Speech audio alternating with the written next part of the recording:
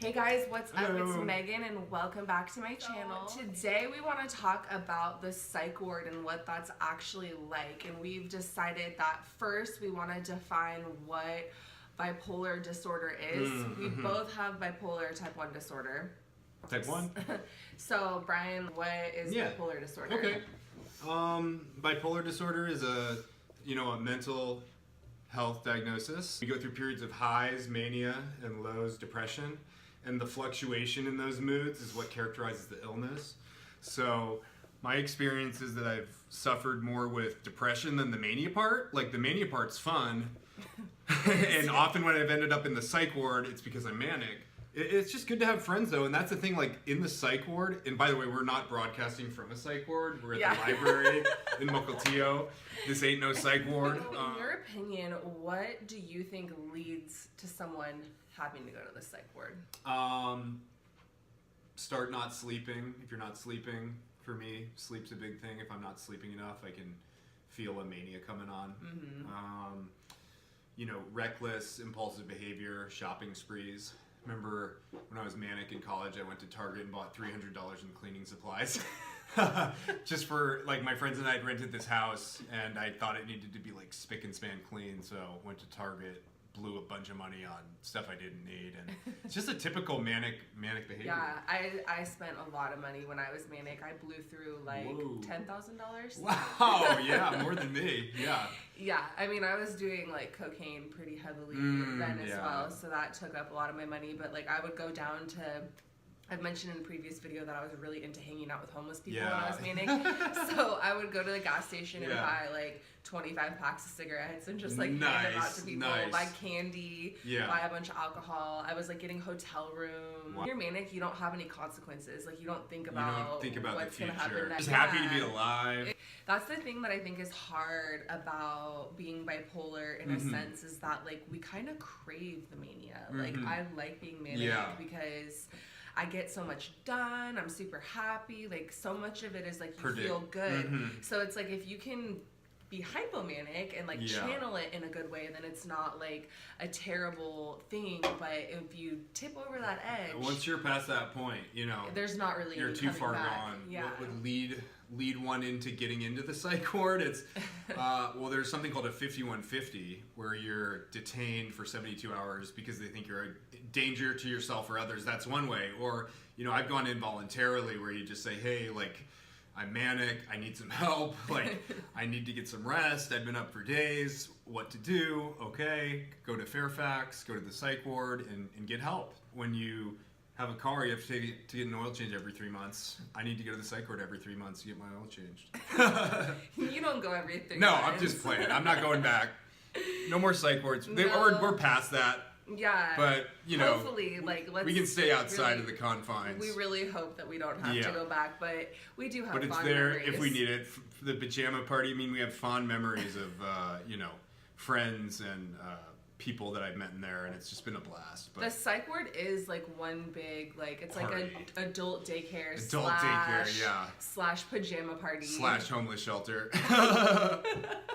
So and then I wanted to also talk about just like, what is it, the daily schedule, day to day. I mean, you can sleep, like, one of my roommates last time I was there slept in bed all day, 24 hours. I think he was depressed, whereas I'm up all day, and so they'd have like yoga, we'd play poker, they'd put movies on, they'd bring in a therapist, art therapy. Tons of art. I made a ton of like bracelets. Me too. Like bead bracelets. My mom still wears the one I gave her.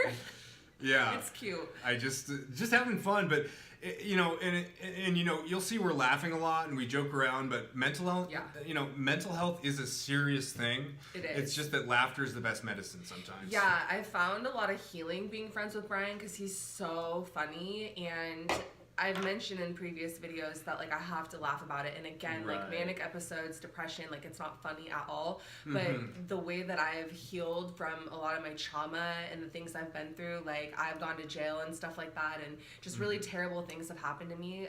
Putting a laughter spin on it has helped me. Humor can, like, I look back on my past and some of my struggles with mental health, and it's funny, it's kind of tragic in the big picture, but the little details are funny. And you know, something I want to say that happened in the psych ward that I don't think is necessarily a good thing is that they had a computer with social media.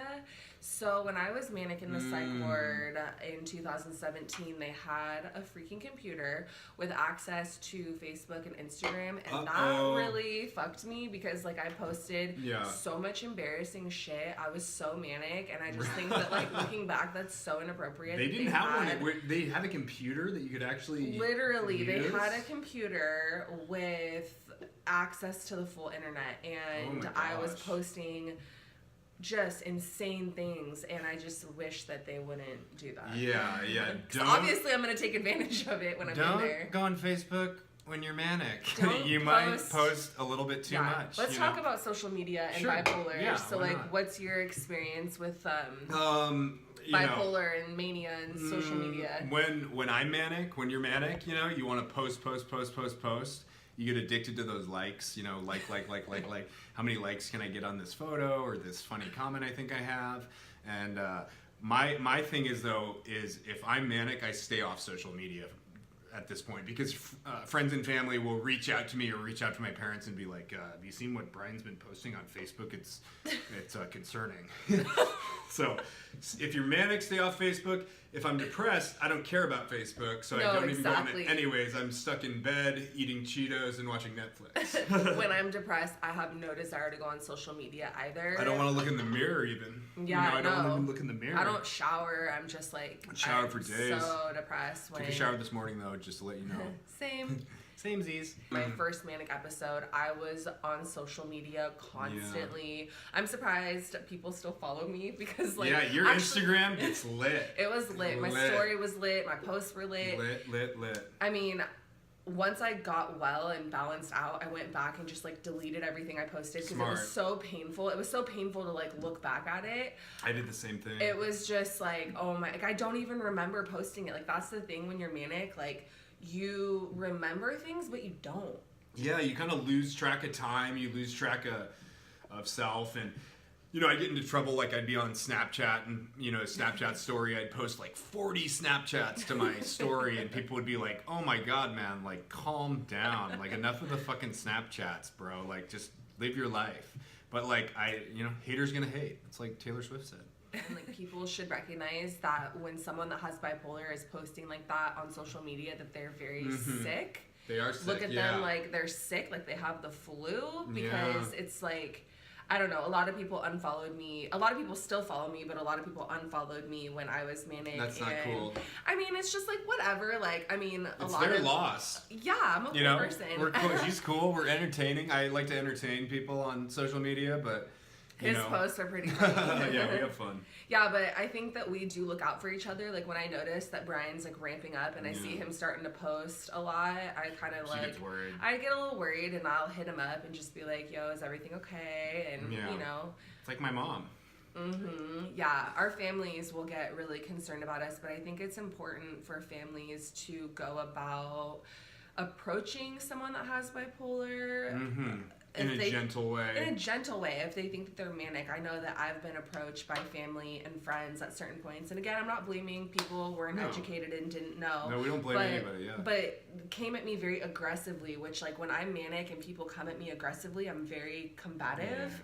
And me too. So, but actually it's funny, I was telling Brian this earlier, that when I'm manic, everyone that doesn't know me loves me. Like people give me money, buy me cigarettes. Like, popular, Miss Popular. Yeah, I'm like popular when I'm manic. Homecoming queen. Everyone that's like friends and family are like, they hate me. For me, I call myself the king of the psych ward. You know, if I go in there, I run it. You know, I'm just the king and queen of the psych ward right here. We rule. Yeah. King and queen, bow down. Maybe some of you out there are curious when you get put in the psych ward how long you're going to be in there. And that's forever. That's just forever. You're going to die in there.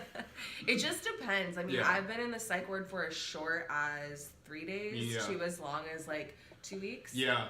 Last January, I was in there for about a month at Smoky Point Behavioral Health. And, do you know why they kept you in there that long? They kept me in there because I was still manic. Like after 14 days of medication and treatment, I was still flying pretty high. Yeah. And that's one thing I'll say too with the stigma is like, I have trigger words, so I don't like the word manic a lot. So if people are worried about me, I like them to say, like, it seems like you're feeling kind of up. You know, I use the word up instead of manic. I love and that. And the word down instead of depressed. Because if somebody comes at me, or, you know, if my parents or somebody, you seem a little manic, it hurts, you know? It's it's like telling somebody, like, you look fat in those jeans. Yes. You know, it's not nice. 100%. I couldn't agree with him more. That is seriously such a good point, because, like, I have talked to my husband and my family and some of my friends that if they start to notice behavior, to be really careful about how they go about things, because I am a runner. Like, I will take off and I will hit the streets and, like, go kick it with homeless people. I will block people's numbers. I will turn my phone off. I will just, like,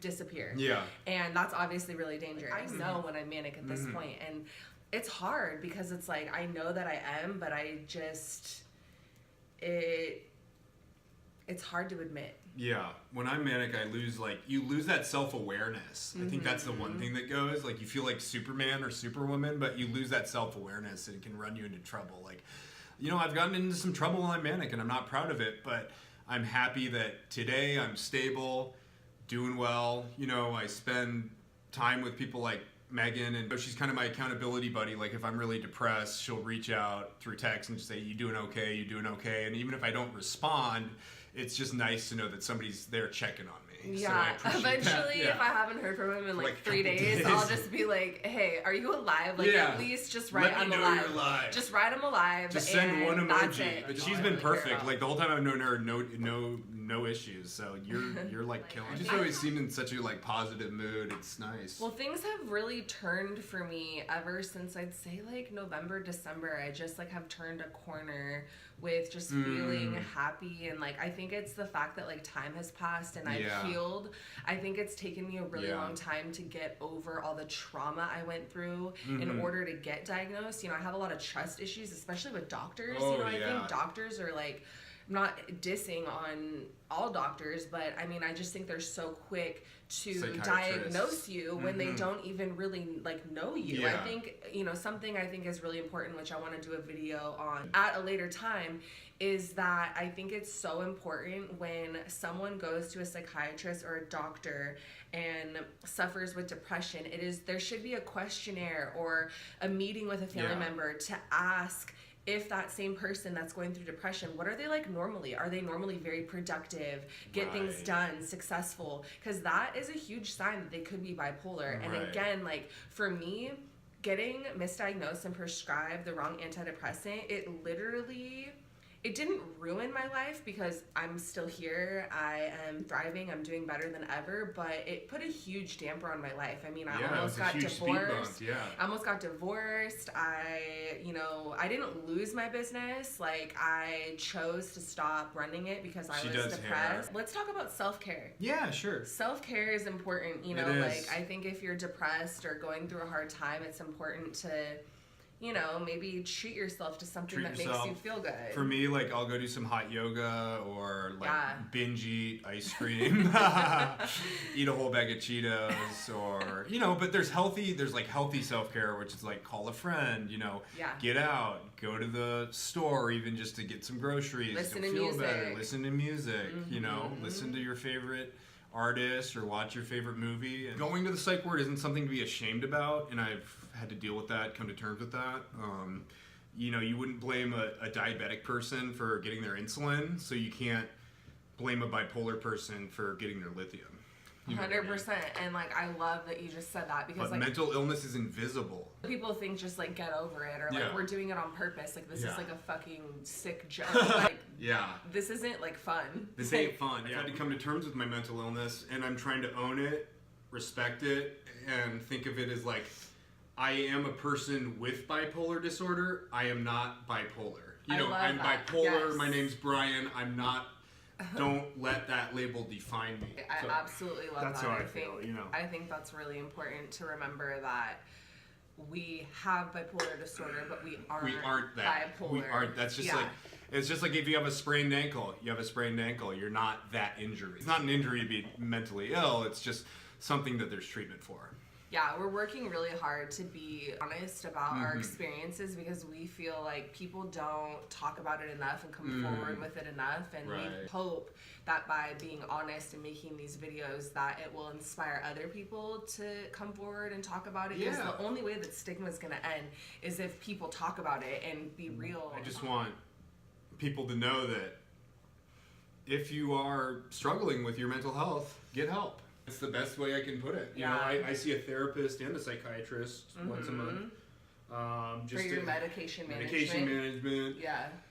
One of the first psychiatrists I had, I met him in the psych ward. He was my psych ward doctor, and then when I got out, I continued to see him, and then he retired, so I had to get a new psychiatrist who I've been seeing for about a year now, and he knows what meds I need to be on. We talk about doses. How are you feeling? Are you having any side effects? Stuff like that. As a female, I don't know if Brian's dealt with this. I kind of doubt it, but I have been sexually violated in the psych ward 2 times, which is absolutely despicable. But yeah, thank you. It's like disgusting. They can get away with it because like I'm crazy. And the first time that it happened, I had a check-in with a male nurse in a private room, and he like locked the door. And I thought that was weird, and we were in there for quite some time, and he proceeded to tell me how sexy and hot I was and how I shouldn't be depressed. And mind you, a couple of days prior, I almost killed myself. This was my first time in the psych ward, and I've actually called to complain and wanted to file like a lawsuit, but all these lawyers have told me there's nothing they can do to help me because it's too hard to sue a hospital. It's so sick and twisted that like a hospital employee would take advantage of somebody who's sick. Yeah, it was really messed up. It was disgusting. So sorry that happened. I appreciate that. Yeah, really, it's like messed up. You don't deserve that. There's something really cool coming up called the NAMI LOBBY Day, where we're gonna go to that, right? we're gonna go to it. Hit it up together. A bunch of people go to the state capitol in Olympia, Washington, and talk to legislators about changing mental health laws. And I went last year, and one of the things that I talked about was, in the psych ward, when nurses do check-ins, which they have to do, there's absolutely no excuses. There should not be a male and a female in a room alone together, or a female and a male in a room alone together. I think that there should be like rules where it's like the same sex. A male nurse is in a room with a male psych patient, or a female nurse is in the room with a female psych patient. You know what I mean? In a perfect world, genders should stick together because... Especially in the psych ward. No, especially too recently with the Me Too movement. You know, it's like sexual harassment is something that is now on the table, something that's talked about, and I think you're brave and strong for even bringing it up. Because you're letting other people know like you're not alone. It's important to talk about. I'm sorry you were a victim of that. Thank you, I appreciate it. It's really been traumatizing, and I just... You're strong, though. Thank you. I'm just sad for other people, assuming this happens to more people than just... Probably more often women than men, but I've had pretty positive experiences in the psych ward. I try to be a source of humor, and last time I was in there, I brought my guitar in and played a song for the employees. We've talked about, we make friends in the psych ward, and we want to we usually don't keep in touch with them, but we wonder what happened. You give them your number, it's like they're never gonna call me, but it was good while it lasted, you know. They say what happens in Vegas stays in Vegas. What happens in the psych ward stays in the psych ward. So true. Something I'm gonna speak for myself is that I know that if I didn't have the friends and family that I have, I would be homeless. I would be on the supportive streets, friends and family are everything, and your family, if they don't know a lot about your diagnosis, they can't help you as much. I know when I was diagnosed, my parents bought tons of books on An Idiot's Guide to Bipolar Disorder, and stuff like that, and what's going on with my son? Why is he in the psych ward? Exactly. So it's it's about raising awareness, and so other people know what we're going through, so we don't have to suffer alone. We want to talk about it. It's we have this friendship where we keep each other accountable, but we wanted to reach out to the World Wide Web and say to everybody, join us. It's an adventure. It really is. It's an adventure. And we're so lucky to have each other, and we hope that you guys can have us. If you guys want to comment and leave us questions or anything like that, we're happy to answer whatever we can to help make a difference and make you feel like you're not alone. Yeah, hit me up on Instagram. I'll link my Instagram and Brian's Instagram below, so if you want to add us on Instagram and slide into our DMs. Brian_B28. What's up? But what's up? Yeah, thank you guys so much for watching this video. Thanks for watching this video. This is just the first of many. I just want to say thanks for letting me come out and speak on this. And it's therapeutic, right? To just like get it out. Survive together, right? Yep, exactly. We got this. All right, cool. Thanks guys. Bye. Bye.